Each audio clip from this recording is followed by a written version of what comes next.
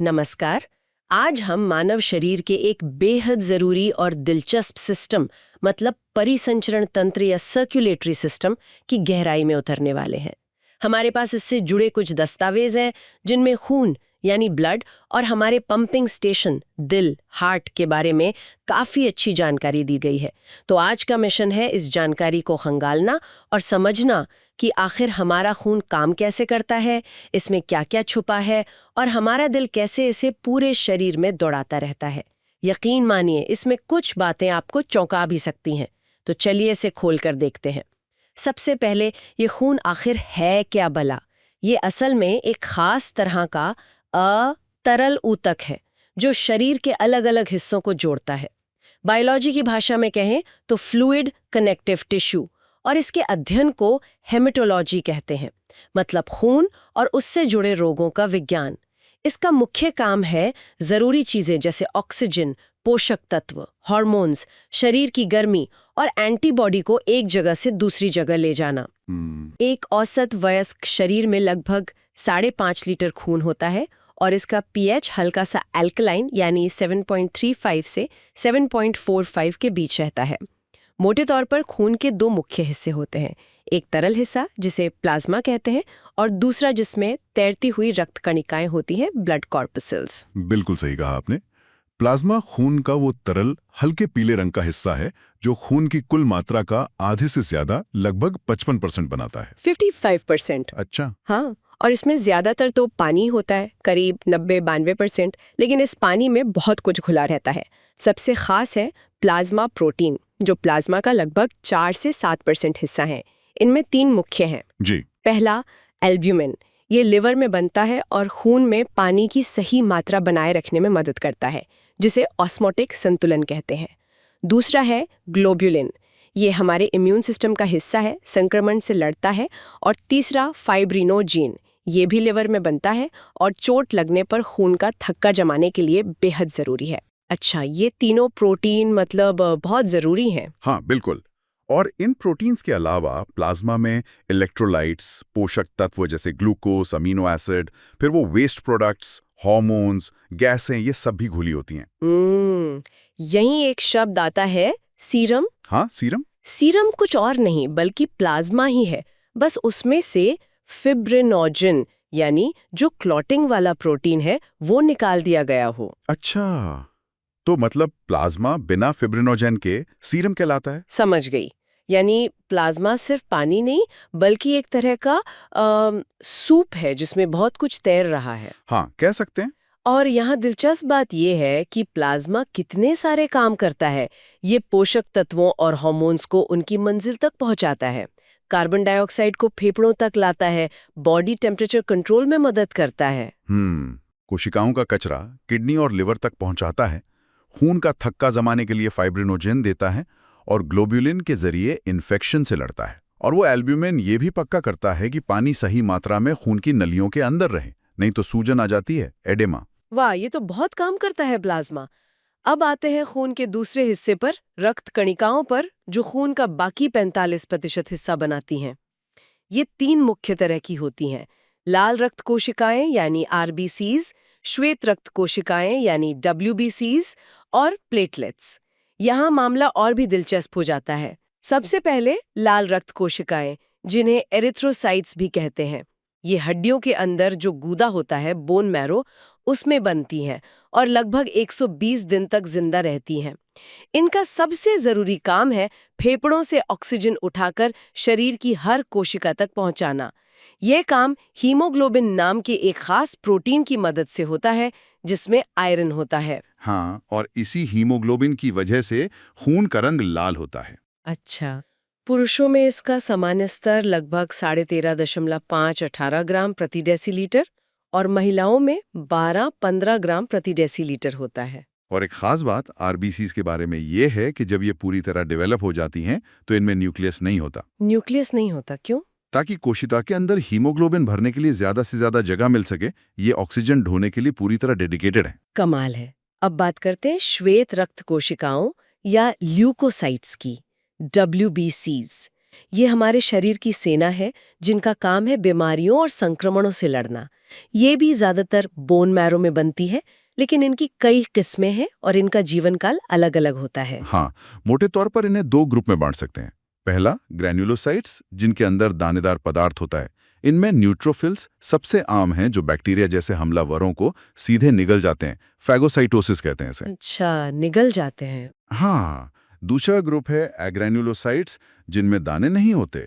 इनमें लिम्फोसाइट्स खास हैं, बी और टी टाइप के। ये एंटीबॉडी बनाते हैं, जो दुश्मनों को पहचानकर खत्म करते हैं।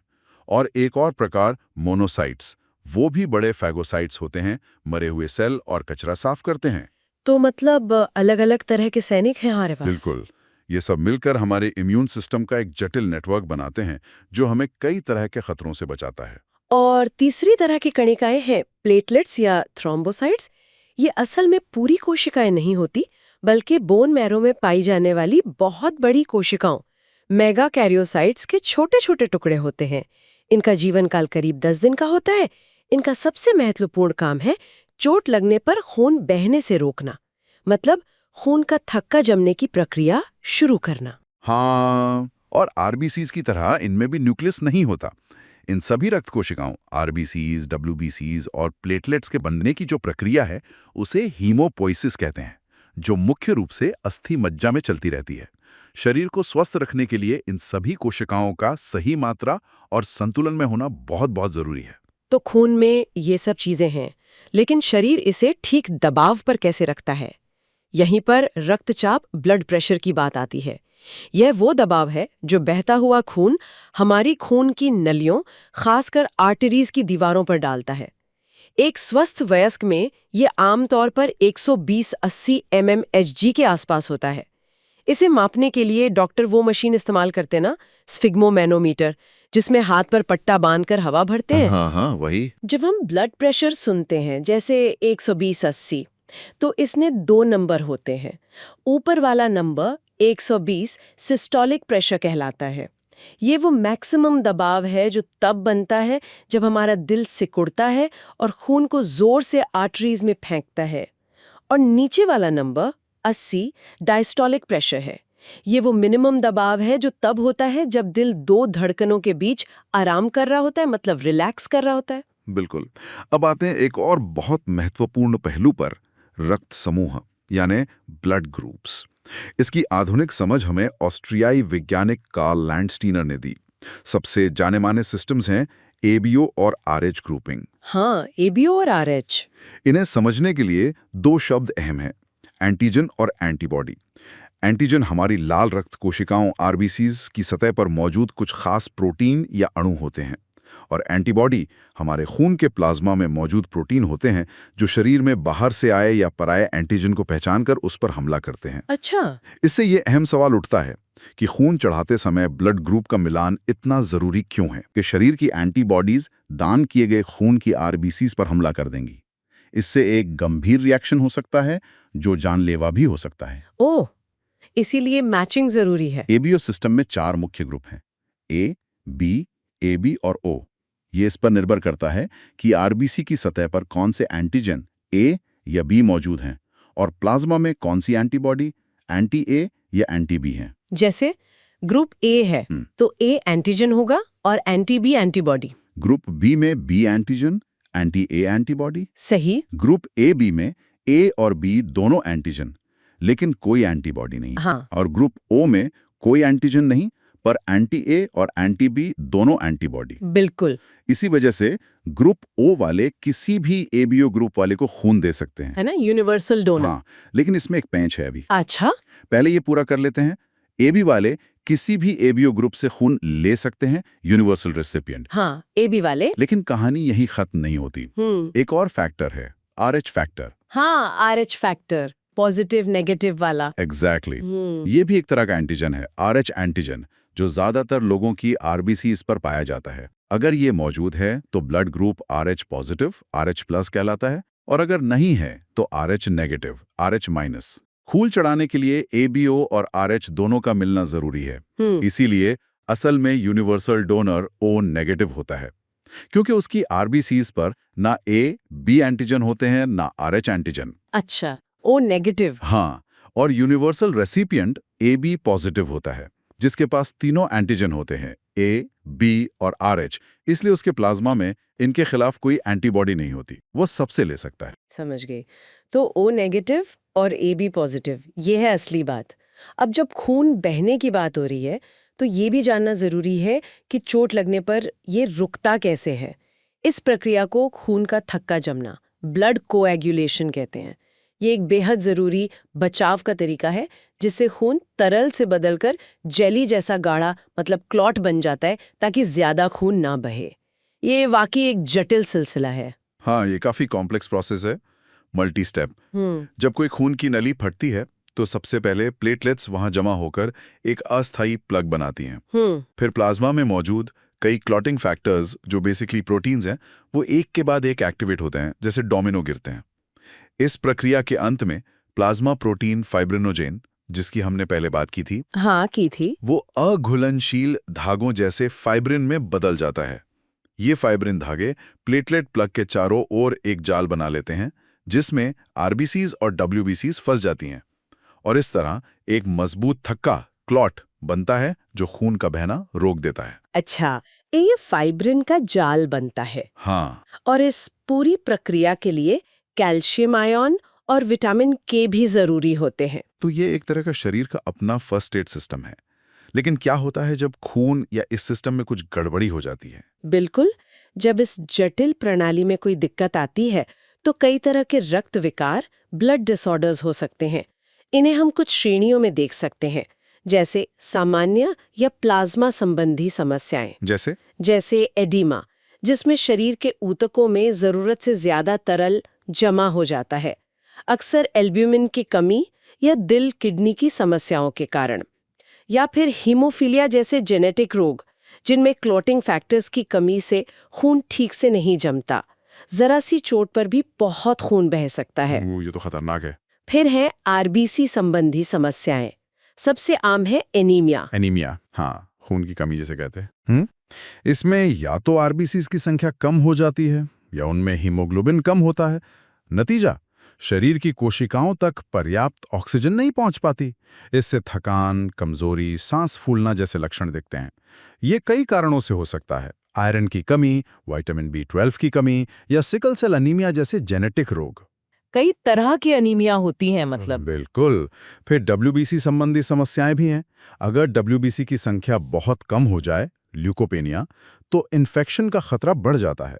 वहीं अगर WBC की संख्या असामान्य रूप से बढ़ जाए, तो यह संक्रमण या सूजन का संकेत हो सकता है, या फिर ल्यूकीमिया जैसे ब्लड कैंसर का भी। ल्यूकीमिया। हाँ। और प्लेटलेट संबंधी समस्याएं भी होती हैं। अगर प्लेटलेट्स की संख्या बहुत कम हो जाए, थ्रोम्बोसाइटोपिनिया, तो खून का थक्का जमना मुश्किल हो जाता है। आसानी से खून बहने लगता है या नील पड़ जाते हैं। बाप रे, मतलब खून में जरा सी गड़बड़ी से कितनी दिक्कतें हो सकती हैं। ये तो हुई खून की कहानी।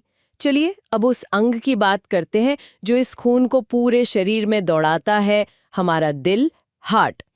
ये छाती में फेफड़ों के बीच थोड़ा बाईं ओर झुका हुआ एक मुट्ठी के आकार का मांसल अंग है। ये एक अथक पंप है जो जन्म से मृत्यु तक लगातार धड़कता रहता है। दिल की दीवारें मुख्य रूप से 3 परतों से बनी है। सबसे बाहरी पतली परत एपिकार्डियम, बीच की सबसे मोटी और मजबूत परत मायोकार्डियम, यही असली मांसपेशी है जो सिकुड़कर खून पंप करती है। और सबसे अंदरूनी परत एंडोकार्डियम, जो दिल के चेंबर और वॉल्व को अंदर से ढकती है। सही। और दिल अकेला काम नहीं करता। ये ब्लड वेसल्स के एक विशाल नेटवर्क से जुड़ा है। ये नलियां ही खून को शरीर के कोने कोने तक ले जाती हैं और वापस लाती हैं।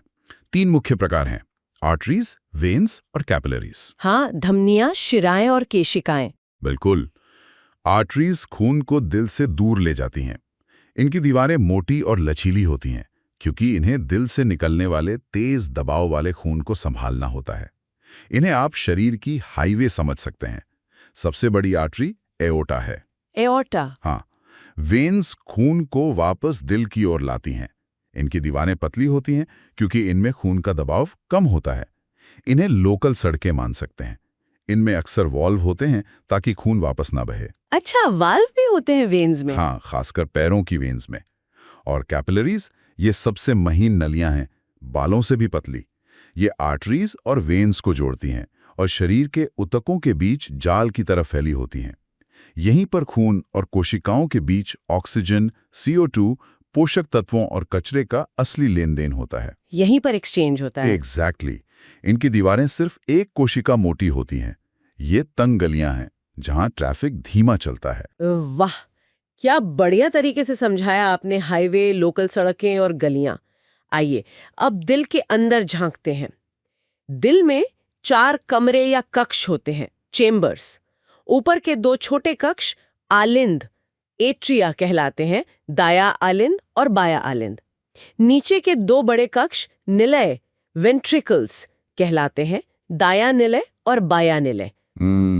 दाया आलिंद शरीर से आया हुआ बिना ऑक्सीजन वाला डीऑक्सीजनेटेड खून वेना कावा के जरिए इकट्ठा करता है। फिर ये खून दाएं निलय में जाता है, जो इसे पल्मोनरी आर्टरी के जरिए फेफड़ों में भेजता है ऑक्सीजन लेने के लिए। सही।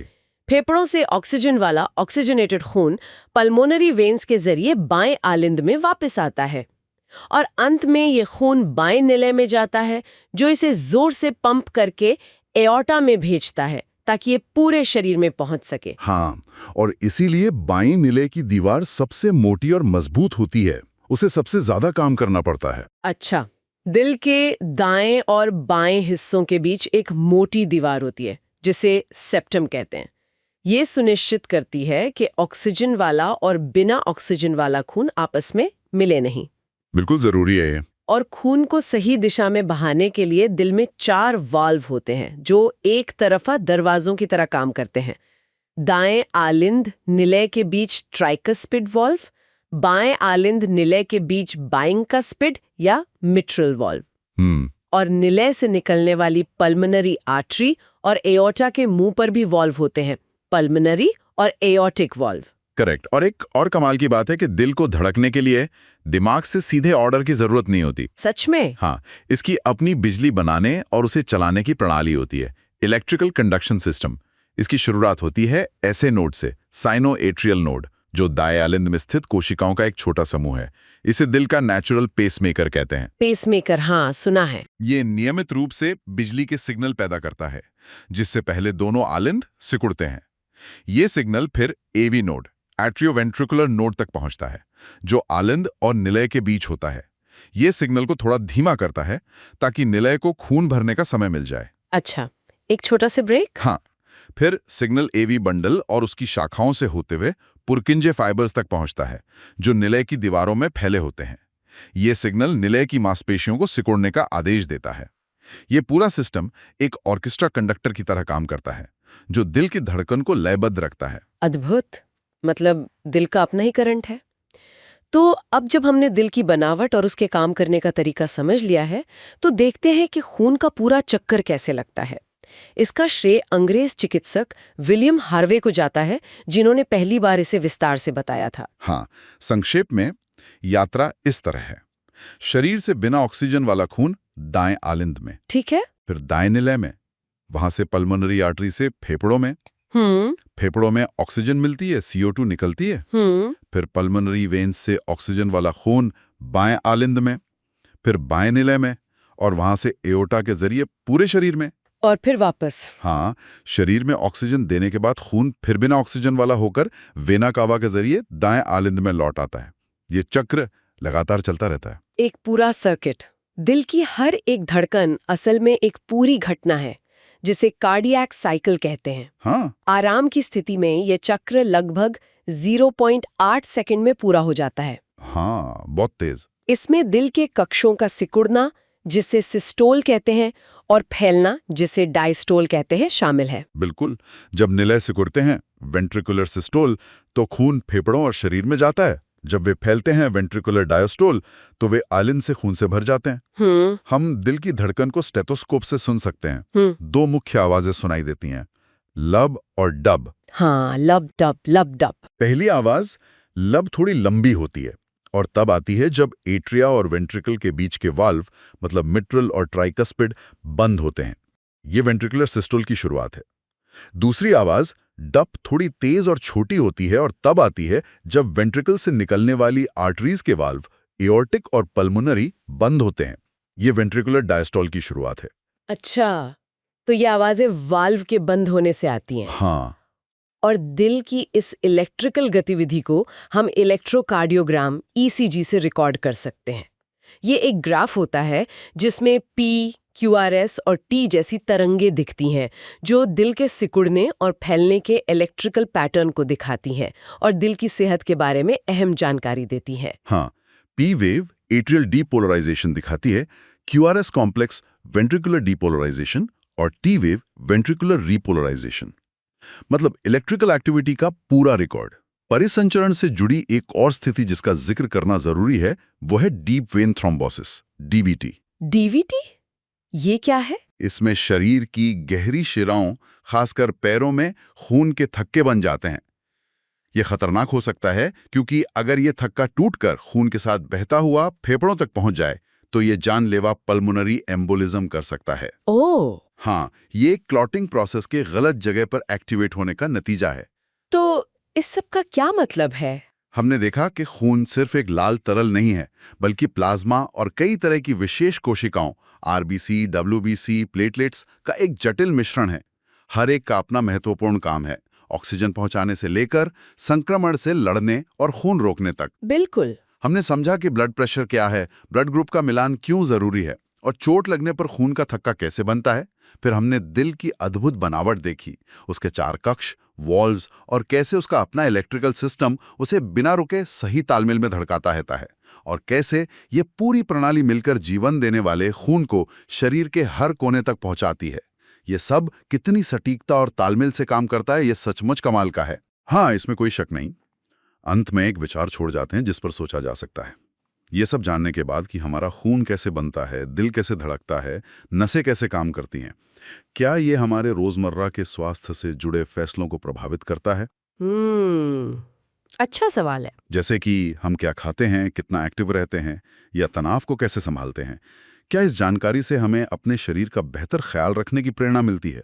और भविष्य की ओर देखें तो कृत्रिम रक्त बनाने या क्षतिग्रस्त दिल की मरम्मत करने की जो कोशिशें चल रही हैं, उन्हें समझने में ये जानकारी कितनी मददगार हो सकती है। बिल्कुल, सोचने वाली बात है। ये जानना कि हमारा शरीर अंदर से कैसे काम करता है, शायद हमें उसे बेहतर समझने और उसका बेहतर ध्यान रखने में मदद कर सकता है। इस जानकारी की गहराइयों में हमारे साथ उतरने के लिए धन्यवाद। अगली बार फिर मिलेंगे एक नए विषय के साथ और देखेंगे कि उसमें क्या कुछ छिपा है।